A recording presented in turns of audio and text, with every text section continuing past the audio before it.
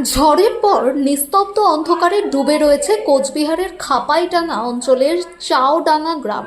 দিন কয়েক আগের প্রবল ঝোড়ো হাওয়া ও ভারী বৃষ্টির তাণ্ডবে বিদ্যুৎ পরিষেবা সম্পূর্ণভাবে ভেঙে পড়েছে।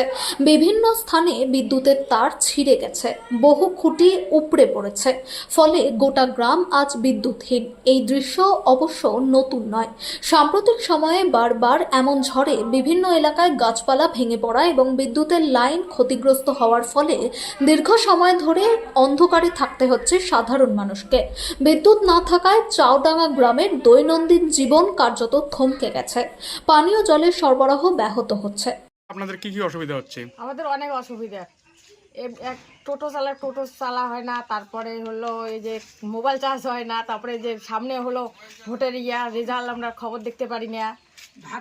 হ্যাঁ, রাত্রিবেলা রান্না করতে অসুবিধা হয়, খাওয়া দাওয়া ঠিক মতো হচ্ছে না, বাচ্চাদের পড়াশোনা হচ্ছে না, অনেক অসুবিধা। এই যে সাধারণ আমার গ্রামের সবারই টোটো আছে, টোটো চালাতে পারে না, এত গরিব লোক, টোটো চালেই খায়। ধরো, আপনার নাম? আমার নাম সাধনা মারক, বাড়ি? বাড়ি চাওডাঙ্গা, মদকপাড়া।